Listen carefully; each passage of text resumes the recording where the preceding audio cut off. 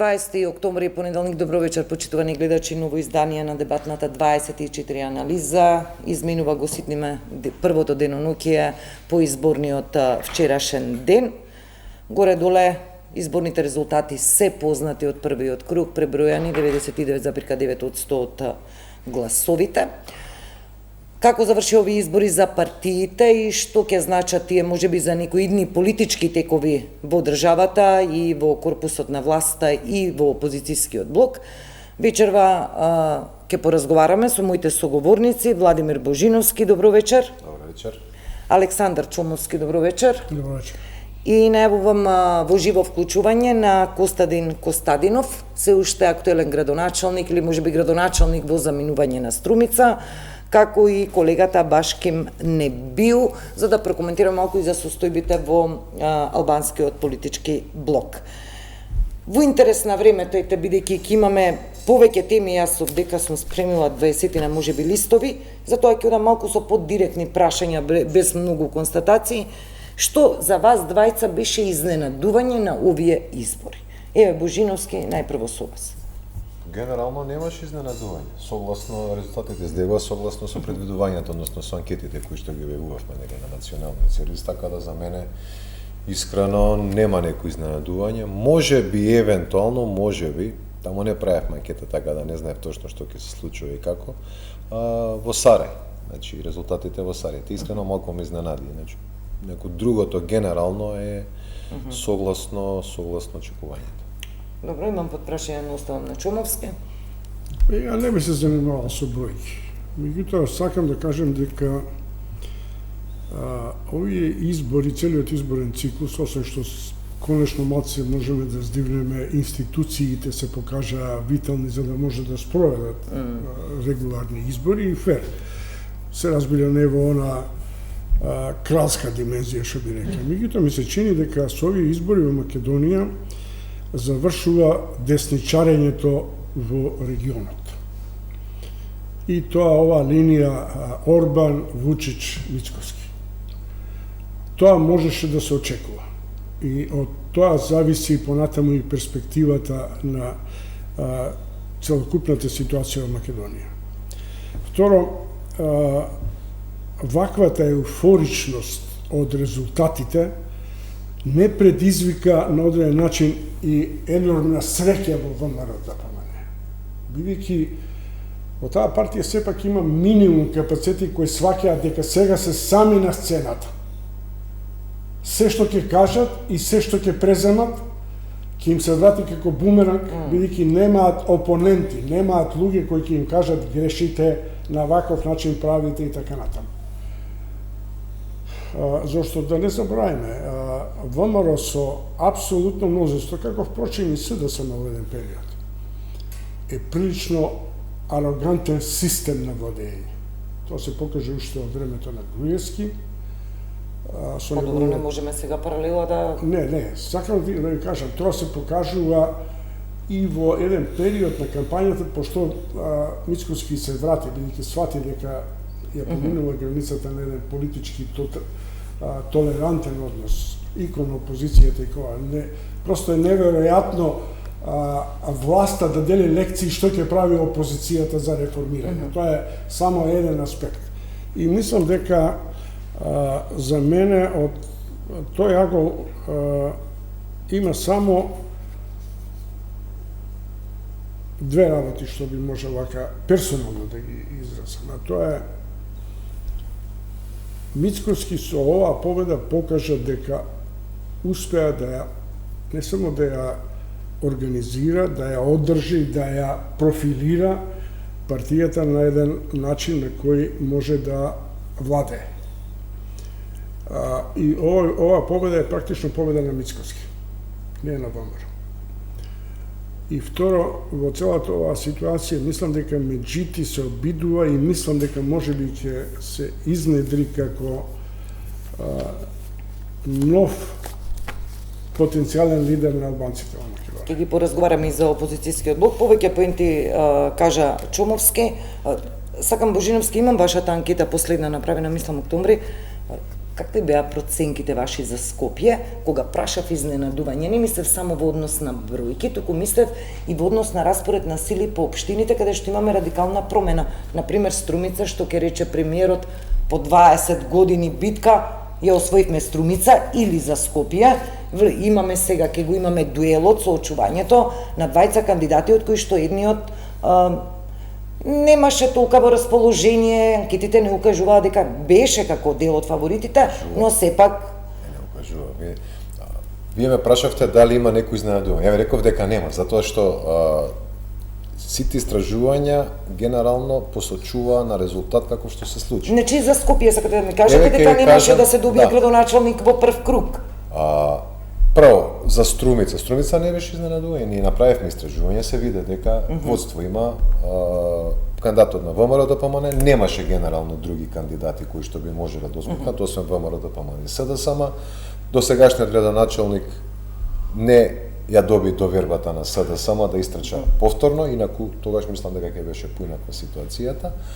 Што се однесува за Скопје, ние кога ја објавивме, Скопје прва ја објавивме како анкета, Орце Георгиевски имаше убедлива предност, а за второ место борбата беше помеѓу Каја Шукова и Амар Мециновиќ. Значи, буквално беа во рамките на 1%, така да кој од нив... Моето прашање беше вечумовски за вас, бидејќи Скопје сепак како да го кажам, беше бастион, беше многу важно за ВМРО ДПМН, како ќе го истурка првиот круг со оглед на фијаското на владење на досегашниот кандидат Арсовска, која што беше со неприкосновена поддршка од ВМРО ДПМН. Затоа прашуваме Скопје да го проанализираме малку. Еве, значи вака, прво многу е тешко Скопје да завршиме, прашавте и тоа во прв круг. Навистина е многу тешко. И со вакво расположение што имавме до сега, со се тоа што се нагледавме, наслушавме. Уште на самиот старт, ВМРО ДПМН ја поддржа Даниела Арсовска, но уште на самиот старт, ако не се лажам, уште првиот или вториот месец се виде дека очигледно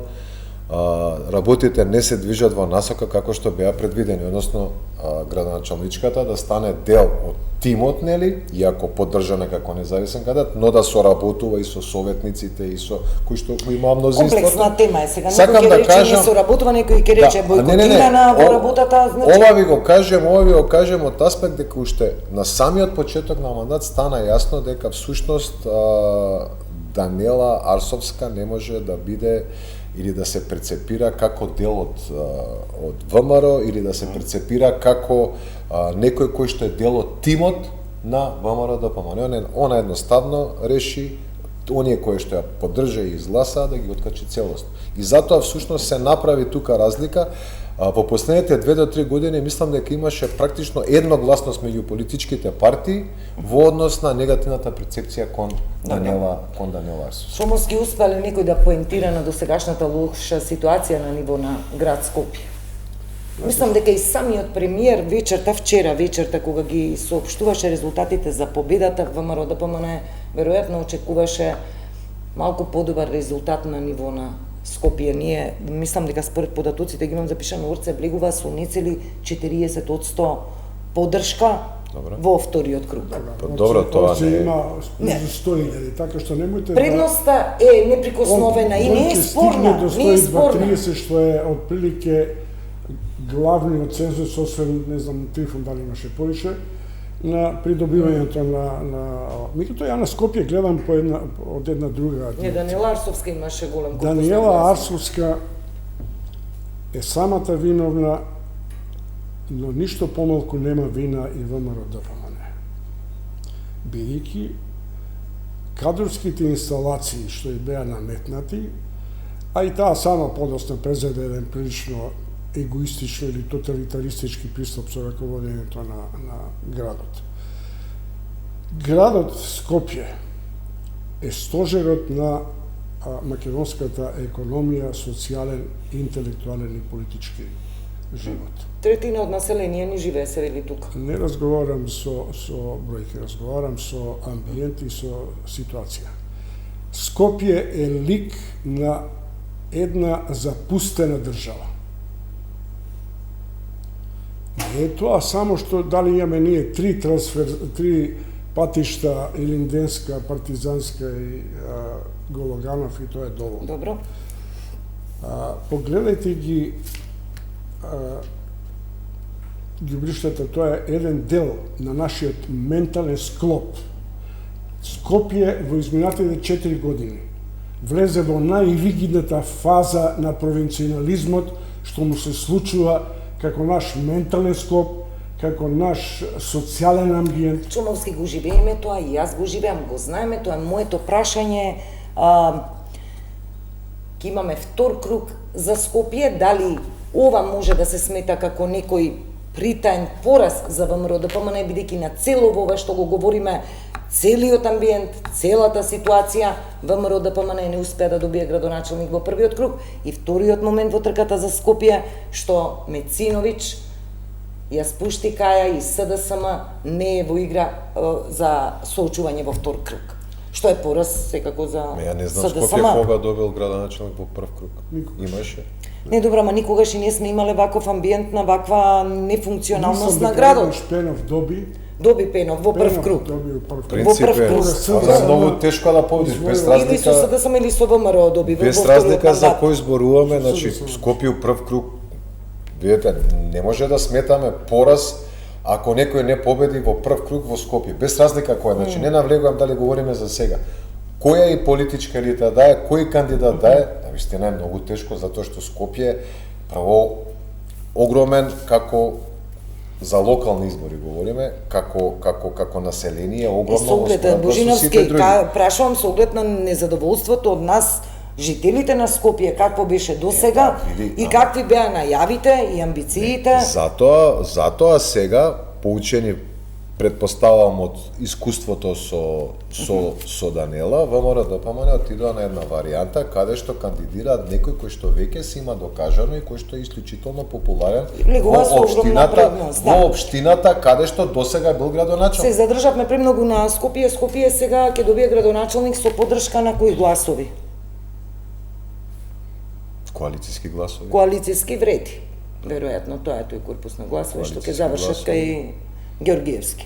Да, проблемот е што не е толку проблем од каде ќе добие Георгиевски гласови, затоа што он има веќе огромна предност. Проблемот од каде ќе добие Амар Мециновиќ гласови, затоа што левица остана да биде со своите идеолошки постулати една партија наклонета кон периферните гласачи, кон оние радни гласови, и е многу тешко да создаде позиција каде што ќе успее да привлече некаков коалиционен капацитет и политички опции кои што ќе може да поддржат. Сега навистина ќе биде многу тешко да кажеме да излезе Венко Филипчи да каже поддржате кандидатот на левица.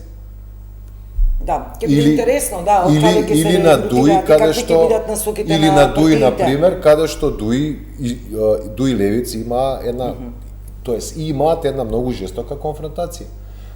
А тие се гласовите кои остануваат на страна. Добро, левица сама по себе прогласи победа со тоа што добија кандидат кој оди во втор круг за градоначелник на град Скопје, и веќе тие се сметаат за втор круг градоначелник на град Скопје веќе става од определена партија во рамките не на мала партија, него веќе на средна партија која што ќе се обиде да го земе приматот на една од двете најголеми партии во изминатите 35 години. Тоа е да ти СДСМ. кажам, Берте, мислам дека разговараме за политичка математика. Во прашање воопшто нова политичка филозофија во животот на Скопје, во животот на државата. Државата во овие прилично деликатни ситуации. Затоа Скопје е централната фигура за која упорно инсистирам. Еве сега ќе ви кажам една работа. Може да тргам по маргинали.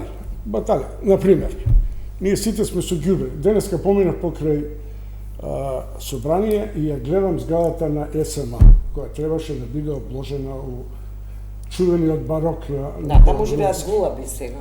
Па тоа е срамота. Џабе е капијата. И насправи тоа, не знам чија деловна зграда и таа остана така вршена, недовршена.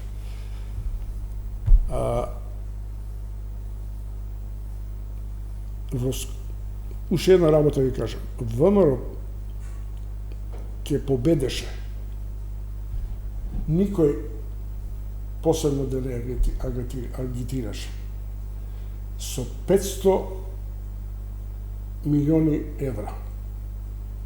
инфузија во пензионерските, во општинските, локалните, па тоа нема некој што би можело да каже дека види џабе е тоа. Добро, Чомовски, ама Тоа ние е сега се еден- сеќаваме на со ваков начин на владење кога се зема заеми во најтешките кризни години 2008 која беше па се делеа повисоки пензии и плати, лесно е да се одржи на власт со позајмени пари кои потоа треба да се враќаат, нели? Јас затоа изборам. Не е тоа баш едноставно. Меѓутоа, како и да е. Еве, јас ќе ви кажам моје чувство на Скопје. Не му треба само чистење, како што Орце вели за 3 дена ќе го чисти. Ама сега граѓани се шалат на социјални Добро, мрежи, не, велат сега треба па и втор На круг да Скопје чекаме му чекаме треба за да се и исчисти на градот. државата нов план. Нов план, не детален, нов просторен план кој ќе ги детерминира новите развојни концепции, кој ќе детерминира новата демографија во Скопје. Дали сите треба во Скопје да живееме? Чомовски, Не е отвараме, лесно да. едноставно. Јасно ми е што говорите да не ни забележат гледачите, бидејќи со оваа дебата сакам да покриеме повеќе општини во државата. Ова што го говорите веројатно за такви некои вака малку утопистички звучи. Прво треба да се одлепат политичките елити од бизнис елитите, па тука се градежниците и така натаму. Многу фактори детерминираат како ќе живееме, не само во Скопје, секаде. Барам вклучување на Костадин Костадинов од Струмица. Велам добро вечер за се уште актуелниот градоначалник или градоначалник во заминување. Добро вечер. До гостите поздрав до Чомовски, поздрав до Божиновски, до вашите гледачи, до цела екипа на Телевизија 24. Како сте, добри? Па добри, еве, некако за Скопје се наметна, иако немав таква намера за вовед во емисијата, но еве веќе ги анализираме состојбите. Костадинов, како е сега процедурата кога ќе направите примопредавање на вашиот наследник? Па, мислам дека ги немам информациите дали некој од партиите има поднесено приговори на одредени избирачки места. Јас верувам дека или до петок, понеделник, евентуално вторник, наредна недела би можело да целото тоа биде завршено и да се направи примопредавањето на функцијата градоначалник на општина Струмица. Премиерот Мицкоски вели по 20 години ја добивме и Струмица, вие денеска мислам на социјалните мрежи напишавте по 20 години ја изгубивме Струмица. Па тоа е факт, да, така одлучиле граѓаните и граѓанките на општина Струмица. Уште синоќ му честитав на кандидатот кој што беше избран на локалните избори, секако и на мнозинството од советници. Постакувам успешен мандат, успешна работа, многу храброст, автономни одлуки, независни одлуки, градење на Струмица, како што каже и Чомовски, градоначалничката функција не е исклучиво во асфалтирање на улици и на правење тротоари, туку и креирање на дух на градот и зачувување на карактерот на градот. А тоа опфаќа многу компоненти, така да јас сум оптимист и сакам да бидам оптимист дека во наредните 4 години еве ќе има некаков континуитет на развојот и прогресот на Струмица. Откако не ве номинира и официјално од партијата за кандидат за градоначалник за нов мандат, вие станавте отворен критичар, па дури мислам го замрзнавте и вашето членство во партијата, потука сакам да прашам дали во моментов разговарам со член на СДСМ. Па да, и во моментов, и веројатно и во иднина ќе разговарате со член на СДСМ кој што има замрзнат статут, замрзнато членство во партијата заради принципиелни причини кои што реков дека ќе ги образложам во 2 дела. Првиот дел го кажав некаде септември, средината на септември, тогаш кога се практично правеа советничките листи за Струмица конкретно.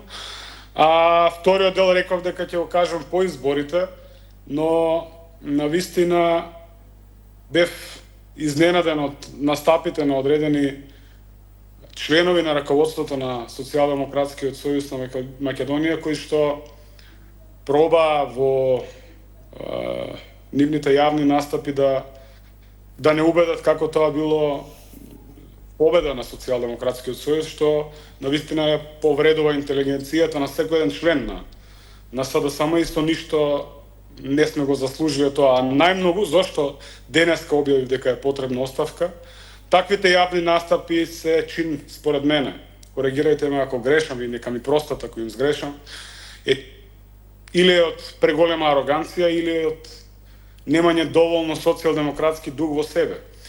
И таквите јавни настапи, презентирање на еден таков катастрофален пораз како победа, им прави штета на оние мои партиски другари кои што треба да трчаат во вториот круг. Затоа подобро е да се дадат одредени членови на раководството оставка, отколку да се направи штета на нашите партиски другари кои што се дел од нив извонредни градоначалници кои што наистина тие општини и жителите на тие општини ги заслужуваат таквите луѓе.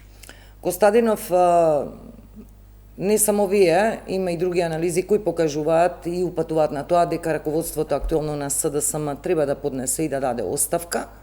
Дел од анализите пак велат дека можеби треба да се даде шанса, бидејќи прекраток е периодот од парламентарни до овие локални за консолидација на партијата. Оваа тема секако ќе ја продискутираме и во анализа. Сакам да ве прашам еве конкретно во каква кондиција ќе ја предадете општината на вашиот наследник од редовите на ВМРО ДПМН?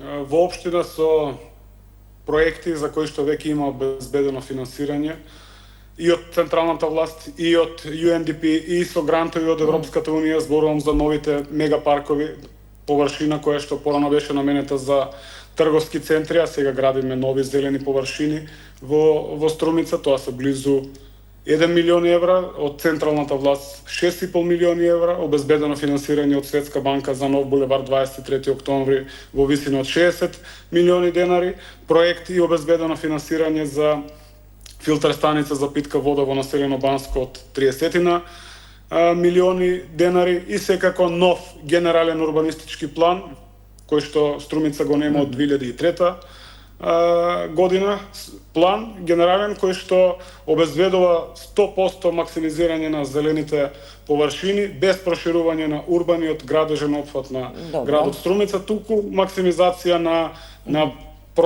просторот кој што го имаме за градење без да го нарушиме зеленилото на градот. Тоа е навистина стратегиско наследство кој што верувам дека новиот градоначалник со неговата администрација ќе го следи и ќе го мотивира струмичкиот бизнис сектор да верува во потенцијата на струмичката економија. Костадинов, заминувате од позицијата со една жестока критика од актуелната власт од ВМРО ДПМН, која најмногу вас ве изложуваше за набавката на електричните автобуси.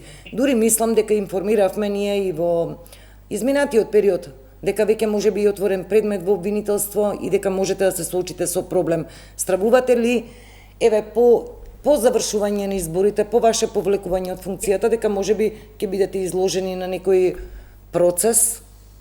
Апсолутно не, нема никаква причина зошто тоа да не се направи додека некој е на функција, да се направи откако ќе замине. Не растеретен сум во тој дел. Овде во однос на автобусите, едно ќе ви кажам, еве, ќе бидам среќен за идниот градоначалник на Скопје доколку го реализира и БРТ проектот. Нема трансформација на град која што е ефтина и тука да не се лажеме. Добро. Визионерството секако дека не е ефтино. Тоа се пионерски потези кои што ги прави Струмица. Ние сме прв град на Балканот со целосно електричен јавен превоз, проект кој што е поздравен и од евроамбасадорот, но секако и проект кој што лепи и други грантови кој што навистина се како проект е исплатлив за град како Струмица. Костадинов, а најмногу за граѓаните. Да, мора да привршиме. Сакам да прашам колега Чумовски новинарски нешто ако сака да праша, бидејќи се договоривме да го вклучиме Костадинов. Ја имам едно прашање кое инстинктивно можете да ми го одговорите. Што е тоа политички ген во СДСМ кој ве тера во последниве декада и повеќе да се дезинтегрирате? Наместо да создавате база на идеолошко, прагматично, политичко интегрирање и сојуздување, СДСМ продолжи да станува расадник на така речени сателит партии, сателит поединци и така натаму. Има ли нешто што е труло во организацијата на партијата или во идеолошката матрица на СДСМ? Јас жалам што морам да се сложам со тебе, господин Чолновски, но веројатно во СДСМ фали повеќе СДСМ. Ако ме разбирате. И јас да. Да. Тоа би било одговорот на кратко. Во ред, Костадин Костадинов, благодарам за ова вклучување. Ке се видиме можеби во некоја следна прилика. Ви благодарам и успешно и мирно примопредавање на власта во Струмица и среќно се разбира со новата политичка гарнитура таму. Ви благодарам, имајте убава вечер. Пријатно. Интересно беше бидејќи денеска напиша подолг статуса и Струмица сама по себе нели беше во фокусот на партиските лидери по завршување на гласањето. Ако ги гледаме вака, Чумовски не сака бројки, ми рече, нема да коментираме Не, јас бројки. не сакам да разговарам со бројки. Не, Бидејќи но, мојата Чумовски, ама бројките... старечка матрица не памти бројки, Јас- ама знае некаква политичка Но филозофија. нели знаеме дека бројките сами по себе покажуваат тренд. Сакам да речам да го прокоментираме трендот што можеме да го извлечеме од бројките. Што е Кој тренд како- со апсолутната власт на ВМРО ДПМН? Еве, не ги знам бројки. Не, Чумовски. Што е Ма трендот не ме оставивте да за кажам. филозофијата во која ВМРО има никако не. целокупната власт? Значи јас вака сакам да воведот на моето вака питомо прашање требаше да биде бројките изолирани сами по себе, како ги гледаме како апсолутни, како резултати апсолутни од локалните избори прв круг, нема ништо спорно. Го имаме апсолутниот победник, СДСМ е таму негде трета, четврта бутната на листата по партии, Вреди и Дуи се пребројуваат кому му одговара според број на градоначалници, кому му одговара според број на советнички листи и така натаму. Но ако сакаме да направиме некоја паралела, например, колку паѓа СДСМ и колку ја нема СДСМ во однос на парламентарните избори, веројатно ќе треба да ги кажеме бројките. Или, например, колку порасна ВМРО од ДПМН во однос на локалните и на парламентарните, Не е филозофијата на анализата Не, Чумовски ме разбирате за што анализираме сакам. падот на СДСМ. Не, ама мора тоа е трендот. Оставете го трендот. Можеме ли да анализираме... Еве, јас реков растот на ВМРО и вие поѓутевте, бидејќи... Што значи апсолутната победа на ВМРО ДПМН? А јас ќе ве прашам што значи излезноста историски најниска на овие избори. И загубата од 230.000 гласови на конто на сите политички партии во однос на претходните избори. Благодарам. Има повеќе причини. Значи, јас повеќе работи нафрлив, сакам да речам апсолутните показатели, освоени и советнички, не се спорни. Но, податоците, паралелата која направиме во однос на парламентарните избори, Чумовски реков и ВМРО победа, а сакав да кажам, односно мислев, и ВМРО ДПМН има загуба, и тоа процентуално најголема во однос на освоени гласови во однос на парламентарни избори. Во принцип... И СДСМ има, знам, има 30% помалку гласови. Ама има Или повеќе сега ќе причини. паралела ќе правиме врз основа на нешто што ни одговара или не ни одговара. Не. Да проанализираме. Значи, може да правиме паралела со све таму каде што може да се прави паралела. Прво, уште пред изборите, кога бевме минатиот пат, ја реков, нели очекувања, бројки. Локални избори секогаш има помала излезност од парламентарни. Секогаш. Прва работа. Втора работа. Ама ваква сме имале до сега никогаш. Ова се први локални избори со излезност што е 46%. Не, 48%. 48,2. Така, Извинете. Минатите имаше 50 или 51%. Дама со 51 можеме да избереме и градоначалник во прв круг, сакам да 57 речам. имаше, ако земеме претходно, имаше локални избори 2013 чинам, или, 63%, 2017 исто. Прашувам дали грешам ако речам дека процентуално ова се избори со најслаб одзив досега на гласачите. Следните избори ќе бидат со уште послаб одзив. Значи затоа ви велам Добро, ама не грешам, значи. има повеќе причини. Овие избори имаат слична изгледност како претходното. Повеќе фактори. Ние не можеме да посочиме само еден фактор. Неблагодарно е да ги споредувам со парламентарни избори, затоа што сосема е друг амбиентот на гласање. Може да ги споредуваме локални со локални, од кога сакате, од Нема почетокот, проблем, од вие се 96-та, локални, сите од се во 96-та загуба. навак. Сите се во загуба Да. со по 100.000 гласови, Значи, по 70-80.000. каде? Еве ги, локални ВМРО ДПМН 320.300 локални избори 2021. Сега еве, СДСМ 266.600. Има проблеми на повеќе нива. Нешто е проблем, нешто е демографија. Значи, прво, бројот на гласачи кои што живеат во Македонија постојано се намалува. И Како тоа се е- намалува, ние и имавме тоа е супер на факт. списокот, дури и по зголемување на број на гласачи. Ама јас, добро, бројот на гласачи што живеат во Македонија, не бројот на гласачи на избирачки список. Ако видите избирачкиот список има повеќе гласачи од колку вкупен број на луѓе со се сите бебиња што живеат во моментов државата. во Македонија. Че избирачкиот список да го трнеме на страна. Реално има помалку луѓе во државата. За жал иселувањето си го прави своето.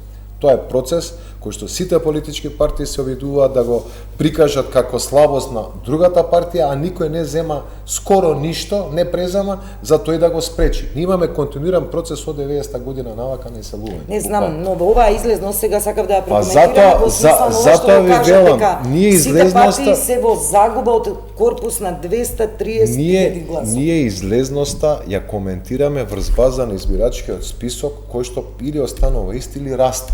Што е парадокс. Луѓето што живеат овде се намалуваат, избирачкиот список расте. Нормално дека ако ги судриме бројките на излезаност. Не, со апсолутни бројки е пониско Божиновски. Па да, како ги земеме како број на со луѓе што апсолутни, гласале. па ја тоа ви кажам, па со апсолутни бројки и треба да ги земеме. Проблемот е дека излезноста паѓа и дека избирачкиот список не паѓа. Како основа Сакам за да ви пресметка на кажам, процентите. сакам да ви кажам дека ние секои наредни избори имаме помала излезност затоа што има се помалку луѓе. Добро. Тоа е прва причина, не е само таа. Јас затоа реков, Да, јас сум нотирала ова две. ова е корпус на причини. Добро. Ова е првата причина. Втората причина едноставно во овие избори не се создаде некоја сериозна, би рекол, тензија во позитивна смисла како политички надпревар помеѓу двете главни, барем до сега, двете главни политички партии ВМРО-ДПМН и СДСМ.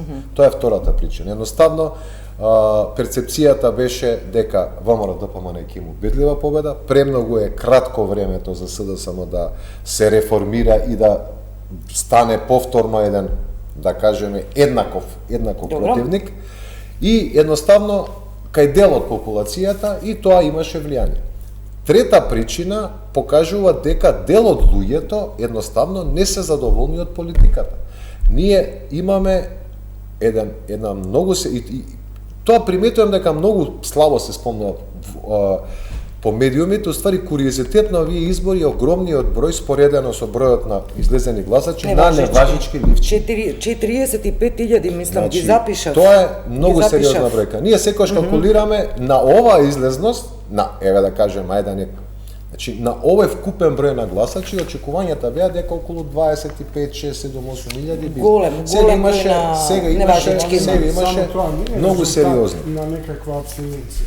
Тоа е резултат и на конфузијата на ова гласање со цели папири, па луѓето не знаат да се стави, да не сакаат да се. Ама имавме на претходните локални избори исто фермани такви значи ние имавме по 4, така. Ние имавме во Скопје по 4, гласавме и за градоначалник на општина и за градоначалник на Скопје. Значи постојат, пак ја кажам, повеќе фактори. Друг куриозитет на овие избори е и тоа е оно што може би најинтересно, значи пак ја кажам не изненадување, но најинтересно е што веќе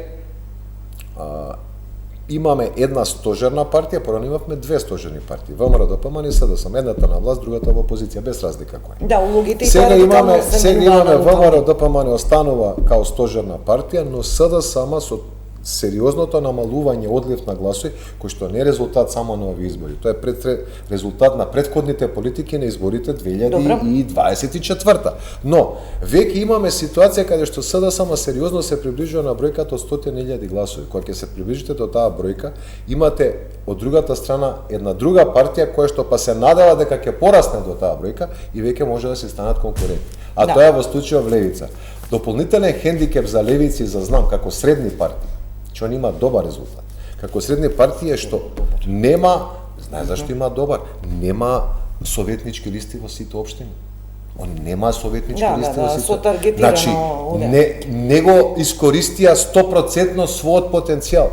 И тоа е оној куриозитет кој што се создава после овие избори. Дали ќе продолжи тоа, ќе видиме. Искрено, доколку Левица не ја промени политиката на исклучивост и на одреден политички радикализам, ја не верувам дека они ќе бидат способни да привлечат некоја посериозна брека. Но доколку они направат промени и се отворат концентарот, ги напуштат оние радикални политики, говори на Пасиев, тогаш веќе може да станат сериозна некако закана. сите им дават тоа е она насоки и што е анализи интересно. на левица си тера по своје и Не. според број на советнички листи. Само да се разберем. Веќе влезе и во воопшто- општини каде што воопшто немала до Не, сега своји представници, интересни факт. општини што беа изненадувања. Да. Воопшто не сакам да давам никакви Анализираме, сугестии сакам да на речем. на ниедна партија. Јас велам само сакам да ги презентирам можностите кои што одредени партии можат, а и не мора да ги искористат. Левица има веројатно потенцијал политички. Тоа си е до нив. Тоа Може е да експериментира на пазарот.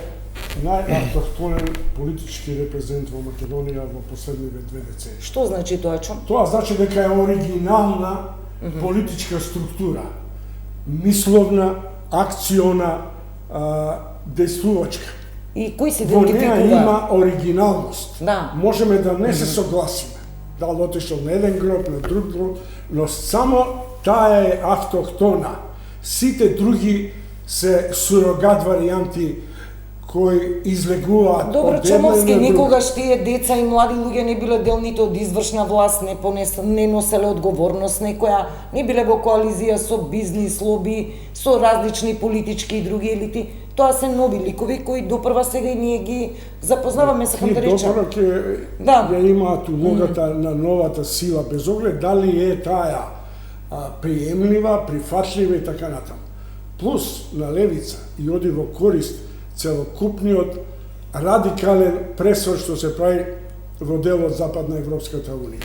Во Германија, Да. во Чешко-Словачка, тој тип на автохтони погледи кои одат против власта ќе расте и тука. И тоа не треба да не загрижува многу. Левица Не е само против власта, левица како опонент на вкупните обштествени Добре, состојби се поставува не и е против СДС, но Да. таа реагира точно така како што треба. Сите против власта. Тоа е основното гесло во овој момент. Во Македонија ќе се соочиме со инсуфициенција на демократски парламентаризам, со политичка демократија после овие избори. И ќе се доведеме во ситуација, иако тоа не ви прија да правам компарација со Груевски, на начин на кој може одредени ригидни средства на владење да бидат употребени. Добро, апсолутно глас на сите нива, ќе прокоментираме. Морам овдека кратка пауза за реклами, ќе ја замолам режијата да го искомуницираме колегата Небиу за една кратка оценка околу изборните резултати во блокот на албанските партии, па прво реклами и повторно се гледаме насата. Да, одиме со вториот дел, ако го имаме колегата на линија Башким Небиу да го вклучиме. Добро вечер. Бесим не био, Бесим добро вечер. Бесим не био, извини, добро вечер. Многу гости поминуваат деновиве, не сме извадени од телевизија. Секако, добро вечер. Благодарам за поканата. Бесим, дали стаса безбедно? Се слушнаме во текот на денот, имаше авионски лет, се е во ред. Да. Ајде да преминам директно за резултатите ги имаме. Сега како сакаме да ги читаме? Коалицијата Вреди доби повеќе градоначалници, дуи коалицијата повеќе гласови на советнички листи. Во случајов и едново и друго е точно, но што е репер за тоа кој можеме да го сметаме за победник во албанскиот блок? Па за да ги оцениме резултатите, треба да се вратиме на тоа кои беа целите, кои цели двете страни ги поставија предизборниот ден, нели? Така се оценуваат резултатите. Круната на овие избори беше трката за градоначалник во Чаир и таа во Тетово. Така беше поставено и од едната и од другата страна. Посебно во Чаир, бидејќи двете страни истрчаа со, да кажам условно, со многу истурени партиски кадар.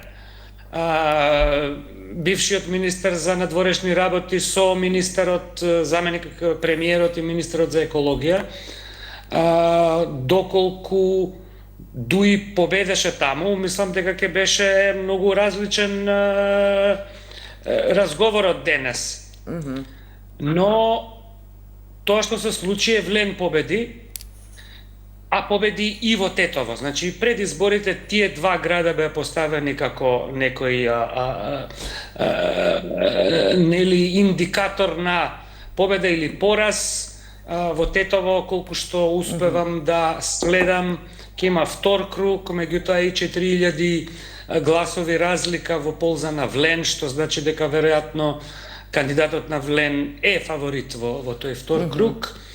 Така да, мислам дека, добро, сега оптиките се различни, меѓутоа дури и начинот на кој што постапија лидерите на Националната алијанса, односно на коалицијата околу Дуи, синоќа, а тоа е со молк, упатува на тоа дека они во ова гледаат пораз. Сега, нормално дента потоа, стратезите, партиските спинстери и така натаму се обидуваат да најдат наративи кои што ќе им овозможат отвор. Добро. Интерпретацијата дека има начин како да се направи егал од овој резултат секако е легитимна за било која комуникацијска стратегија на политичка партија, меѓутоа мислам дека простор за таква интерпретација која што ќе биде прифатена од јавноста веќе не постои. Мислам дека поразот на коалицијата околу Дуи е тежок пораз, а победата на Влен е известно голема победа, посебно што беше пропратена и со освојување на градоначалнички места во традиционални бастиони на Дуи, скоро сите општини во Полошкиот крај, Арачиново, каде што опозицијата на Дуи никогаш нема победено, Сарај исто така, како да кажеме општина од, условно кажано, вториот ешалон во таа битка во албанскиот блок, така да мислам дека по сите параметри може да заклучиме и оцениме, а тоа впрочем за нас го направија и партиските лидери синоќа, кој е победник, а кој е губитник. Да, бисим, те молам, само во овој дел сакам да прашам, кога ги правевме анализите пред изборниот ден гласање, велевме Чаир ќе биде мегдано за политичко соочување, од таму ќе зависат политичките кариери на Изет Меджити и на Али Ахмети. И сега прашувам, вчера вечерта Арбе Радими, мислам, одржа една или две последователни пресконференции и токму ова што го говориште, зато беше ние сме во предност 20.000 гласови на советничките листи, што не прави нели победници математички на локалните избори. Но јас прашувам, еве, со изгубениот Чаир, дали може да очекуваме, дали може да се препозна или може би ќе се случи, како што велиме, потребна реформа и проветрување во СДСМ, така и во Дуи. Дали можеме да очекуваме промена на вистина во Дуи после ваквиот изборен резултат? Знам дека треба, но дали може да очекуваме?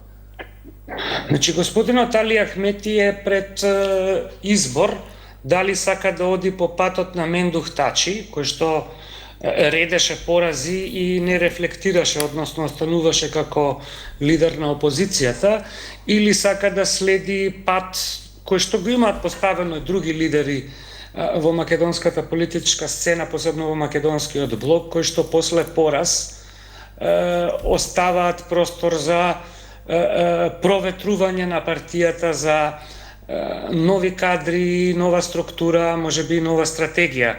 Он има таков политички капитал што на крајот од денот тоа е негова одлука и каква и да биде одлуката, мислам дека партијата ќе го следи, меѓутоа тие се две опции. Или ќе продолжи, ќе оди по патот на Мендух Тачи, или ќе следи луѓе како, не знам, Љупчо Георгиевски, Зоран Заев, па и Бранко Црвенковски, па и Никола Груевски, кои што после изборни порази си отстапувале место на нов председател. Да, интересно ќе биде да се види, ако има промени, ова хипотетички е секако кој ќе биде идниот лидер. Артан Груби беше како фаворит, ама нели избега Артан Груби. Бујар Османи, мислам со оваа изложеност со изборната трка, веројатно малку и ќе се повлече од политичката сцена, неговата кариера малку сега можеби ќе добие поинаков тек. Дали темата предвремени парламентарни избори, притисок за предвремени парламентарни избори, кажани преку устата на Дуи, веќе можеме да ја сметаме за затворена? Па видете, според овие резултати не сум сигурен дека на Дуи многу му одговараат парламентарни избори. Да не заборавиме, овие гласови на Дуи се гласови на Дуи су во една коалиција од бившите своји соперници, односно противници, двете алианси на господинот Таравари и алиансата на господинот Села, некои партии кои што се релативно мали во албанскиот политички блок, како и неколку партии од ромската, бошњачката и турската заедница. Значи, тоа е коалициониот потенцијал. Веројатно очекувам дека таа коалиција полека ќе почне да се распадне, бидејќи таа не беше поставена на идеолошки основи, колку на практични, на прагматични основи, меѓутоа прагмата не функционира кога губите. Знаете, вие треба да победувате за да ви се на тој начин прилепуваат партии, а кога ќе изгубите се случува одбратниот процес.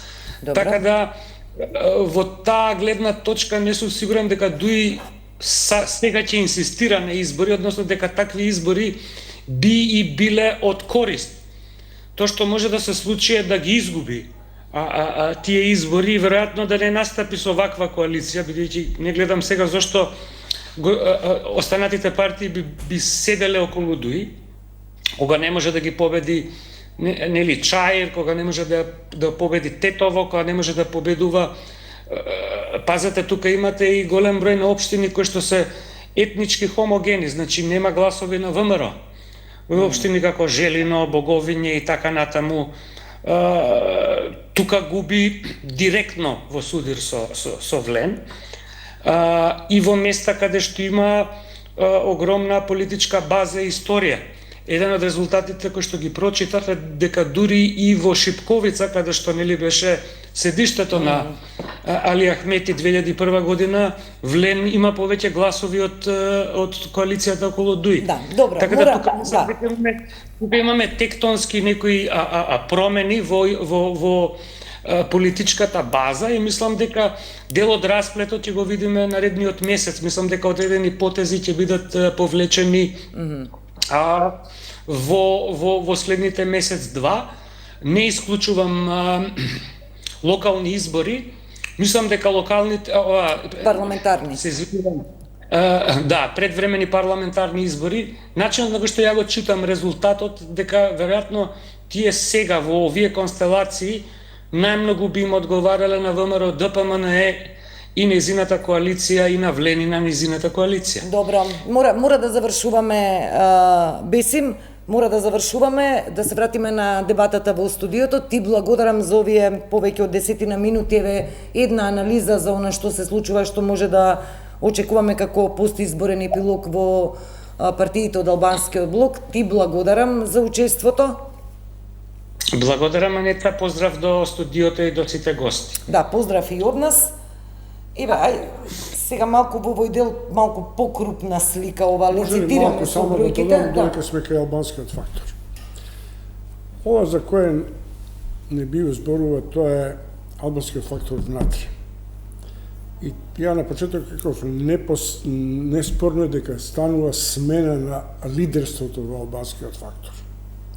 Колку меѓути ќе успеа да го истраншира патот околу себе за поголем авторитет, за поголемо обединување, тоа е сега предизвик за него. Но има една работа која има многу важно регионално значење. Јас се обидам секојаш изборите и во тој контекст да ги гледам. Пазите, Влен се промовираше преку Приштина и преку Курти и солидарност. Таму, на Косово, стануваат сега огромни промени.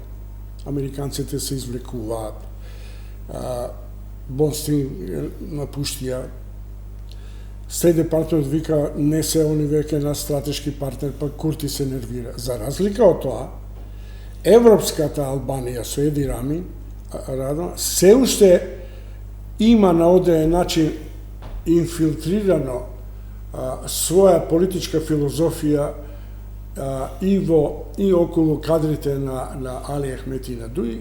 Во еден момент се дистанцира заради начинот на кој дојде до криминализација на партијата и во општеството, и тоа е сега прашање. Но е факт дека Али Ахмети не беше тука, отиде во Тирана. Добро.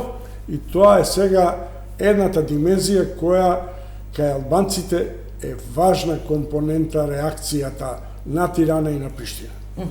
Добро, ќе го анализираме, нели, албанскиот политички блок, но јас сакам повеќе малку крупна слика еве постизборно околу предвремениве избори. Дали веќе не се исклучени како опција? Еве веќе новите изимаме од онаа нарација на Дуи, предвремени избори да ги измериме силите, од каде се црпи легалитетот, легитимитетот на албанскиот електорат. Па добро. Сега доаѓаме во една ситуација каде што се вели дека предвремени парламентарни најмногу ќе одговара на ВМРО, ДПМН и навреди. Но сакам да прашам, од аспект на функционалност Ева Чомовски што го вели во крупната слика, и најмнозинство да има премиерот, парламентарно сега зборуваме, без Бадентерово, без Бадентер, ќе се доведе во прашање функционалноста на дел од државата, од јавната управа, кога говориме за реформски закони. Сега тој Бадентер во моментов го немаме. Предвремени избори му Преку одговара диоптријата за Бадентер, тоа сакам малку да го со Бадентер и тоа се решува, мислам, доколку Па добро сме видели, да, пазари, одредени преземање реконски може, закони, така да не е не тоа може и голем преземање проблем. на пратеници не е спорно. Бадентер. Значи, предвремени избори во принцип бараат партии кои што сметаат дека се посилни од своите соперници, дека на тие избори би можеле да победат. Но предвремени избори може да распишат само партии кои што имаат мнозинство во собранието. Така да, дали ќе има предвремени избори или не, во моментов зависи од владеачката коалиција. Ја искрено, иако на сега дури и на Влен, односно на Вреди, им одговараат после вчерашниот ден предвремени избори, искрено не верувам, знаете како, за да има предвремени избори, мора да има сериозна причина за тоа. Во моментот не гледам таква причина. И сега вие само да распишете предвремени избори затоа што сметате дека сте посилни од својот политички противник, тоа како наратив е многу тешко да се изведи и тоа е многу тешко и самата политичка елита која што ќе го направи тој чекор, односно ќе ги распише, во овој случај нели го има мнозинството, ќе треба да го објасни и кај своите избирачи. Добро. Така да е проблематично вие да говорите за избори само затоа што сметате дека сте посилни од својот политички противник. Не, тоа е Доколку, сосема легитимна значи, и рационална причина за да се бараат предвремени избори, како причина. Да се бараат, да, ама не и да се дадат. Затоа ви сега- велам, секој може да бара предвремени. И ВМРО ДПМН бараше предвремени избори после 2021 година, па ја не видов дека ДУИ и СДСМ нешто се потегнаа да им го возможи Добро. тоа. Она што сакам да кажеме, доколку има некоја сериозна причина за Што е предвремени сериозна за избори вас? причини, тогаш би требало да не ги можеме да ги наброиме како сериозна. Например, Што би уставните било? измени можат ли да бидат сериозна причина за уставните предвремени измени, односно избори. целиот пакет може да бидат сериозна причина. Доколку се најде некаков договор, се разбира, видите, ВМРО ДПМН со тоа беше еден од главните постулати со кои што дојдоа на власт. Да, ние би поддржале уставни измени, но да имаме одредени гаранции. Са гаранции не може комисијата Добро, да не се навраќаме назад, Добро, ова е малку но да друга имаме, тема, да кажеме, некаков гест на добра волја од страна на Европската унија. И мислам и дека го спомена, не ме земете сега, Добро. значи ќе проверам, дека доколку тоа се случи или доколку се договори некаков пакет, дека тоа може да биде и да се остави на граѓаните дали ќе го прифатат или нема да го прифатат. Тоа би можела да биде сериозна причина за предвремени избори, хипотетички. Сега, дали некоја друга таква причина која што би на некој начин би предизвикала предвремени избори, би имало во следнава година, да кажеме, затоа што не можеме да говориме сега за Добро. 2 за 3 години нанапред, Тоа не знам, но еве, ова е една од тие причини поради која што би можеле да има предвремени избори. Мицковски, кој во овој момент мислам дека е прилично изолиран од меѓународната заедница и дека испуштаме еден значаен период на нови турбуленции кои ќе настанат, нема да го преземе тој ризик да распишува воредни избори, бидејќи е свесен дека ќе има реакција од меѓународната заедница.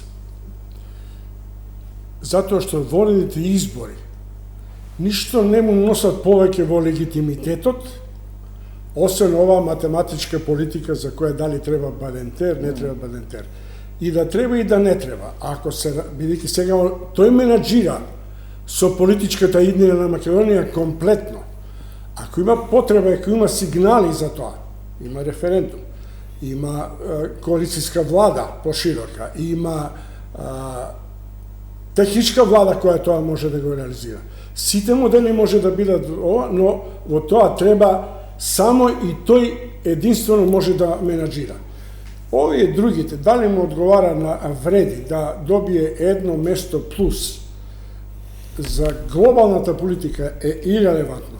Ако тоа се доведеме во ситуација на стариот модел на ВМРО ДПМН, на секоја година и пол, 2 години избори, ние ќе останеме гето. Бидејќи со избори нема комуникација со финансиски институции, со политички институции, во политички преговори, каков кредибилитет ќе има Мицковски или било кој друг, кој ќе оди сега да рече условно, или ако почнат да преговараат нешто со Софија. Нема. Значи, прашањето е голема победа, е голема обврска. Тоа е новиот мегдан за Мицковски наспроти така речениот етнопатриотизам кој во почетокот почна да го продава. Не, ама и затоа реков, за да има предвремени избори треба да има навистина добра причина. А вака, ја искрено не верувам дека тие би се случило. На крајот разговорот се наметна малку и го допревме ова за уставните измени. Но едно едноставно чомовски и божиновски прашање. Уставни измени ги си ги ставивме малку во фиока, нели, ради изборите по потребна дневно политичка потреба, ќе ги спомневме уставни измени, не го даваме името и така натаму.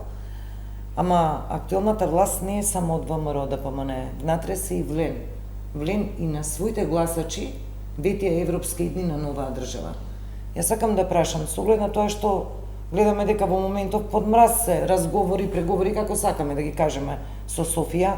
Знаеме фон дер Лајен што кажа сега последно, иако многу не ќе да им веруваме на тие европски бюрократи, кажуваат и се што па на крај нешто Помина изборите, види. Сакам да прашам до кога ова прашање ќе се држи ад акта, кога тогаш сегашната владеачка гарнитура ќе мора да се изјасни не ради ВМРО ДПМН и тој дел од граѓанството.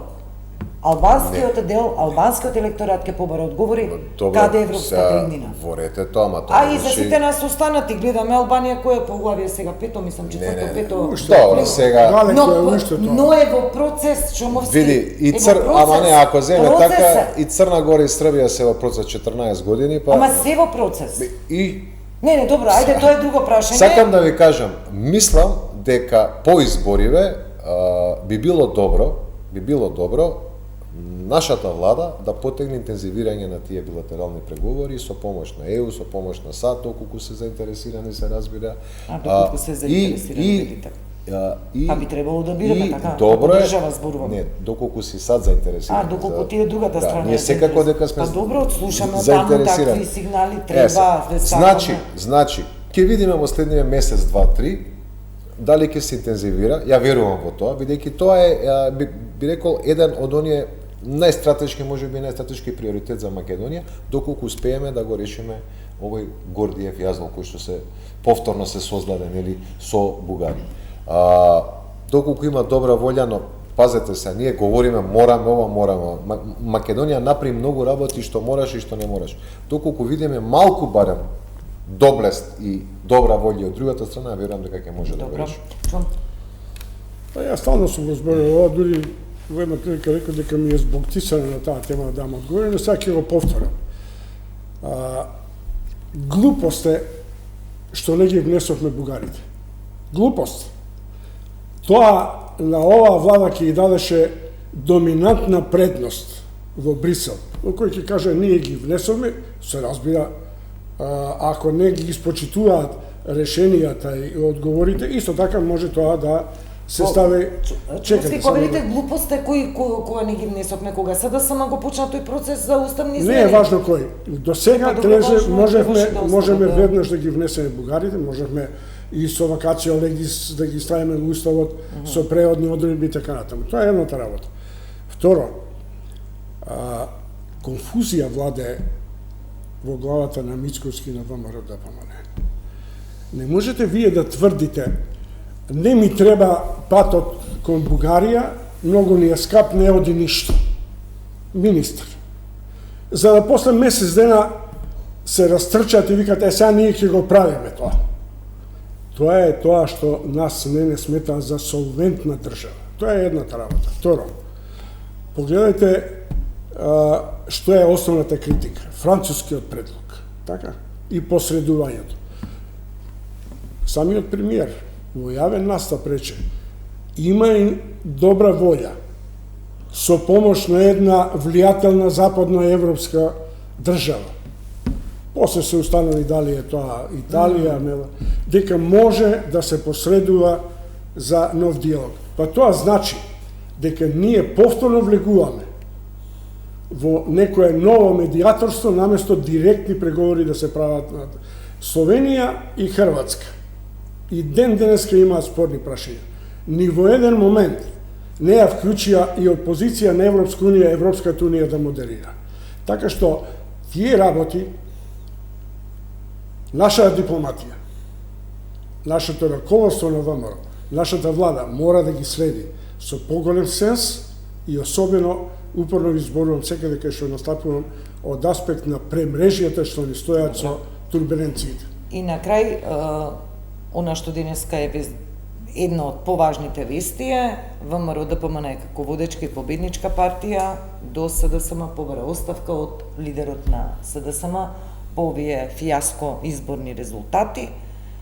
Потребни се реформи, старонови членови на СДСМ веќе лицитираат со потреба од промени, реформи во самата партија. А што е сврхата владеачката партија од опозиционата да бара партиски промени? Има добро. Па тоа можам да ти заменам тезата. Сега да искочи Филипче да каже бараме од ВМРО ДПМН, владата со апсолутно да го вратат Никола Груевски на судење пред Македонскиот суд. Може ли тоа така? Тоа нема логика таква. Треба ли Венко Филипче да се повлече по ваквиот изборен резултат? Кој па треба да се повлече. Ама тоа треба да си најде миг и момент кога он тоа може да го изведе. Не Никола Мицковски да му кажува и ако нема доблест тоа да го направи, он, Пановска и така натаму, тогаш натаму СДСМ ќе оди во разнебитување. Оставка треба да си даде лидер на политичка партија кој што ќе доживее пораз, но кој што ќе доживее пораз заради своите политики. За да доживее пораз заради своите политики ќе треба потребно одредено време да го помене во партијата, а со цел нели да се обиде да го наметне своето лидерство и да се обиде да ја побара поддршката на граѓаните на избори. Но за тоа треба време. Венко Филипче дое минатата година. Да, на следните парламентарни избори, следните избори што не доаѓаат се парламентарни 2028. Доколку СДСМ ги изгуби, тогаш да, Венко Филипче треба да си даде оставка. Но сега една година по неговото доаѓање мислам дека навистина е премногу кратко време за да се бара оставка од лидер. Еве сега ќе дое, ако си даде он оставка, ќе дое на пример некој друг лидер, така. И еве да кажем имам предвремени избори. Пример за една година. И тој после ќе треба да си даде оставка затоа што ги изгубил изборите. Значи потребно е одредено време да се наметнат одредени политики од страна на лидерот, да се вообличат и да се имплементираат, за да доколку се тие неуспешни на избори, односно ги загуби одредена политичка партија изборите, се бара одговорност од Добра, него. мора Не да дека слушам. ја го амнестирам Венко Филипче од одговорност, но премногу е кратко времето откако е он дојде на чело на СДСМ до овие избори за да може да се бара Венко целата Филипче одговорност кај има него. сериозни потреби и приоритети да ја стабилизира внатре партијата после овој порез. Многу сериозни. Просто е неверојатно. Јас преска ти кажам дека Мицковски е победникот затоа што успеа да ја хармонизира партијата после сите упади. Тој пат на одреден начин, директно или индиректно, треба да го следи и Филипче. И Филипче за СДСМ. Ви благодарам на двајцата, Владимир Божиновски, Александар Чомовски, благодарам на Костадин Костадинов и на Бесим Небиу за вклучувањето. Почитувани, овде завршува 24 анализа. Од мене пријатно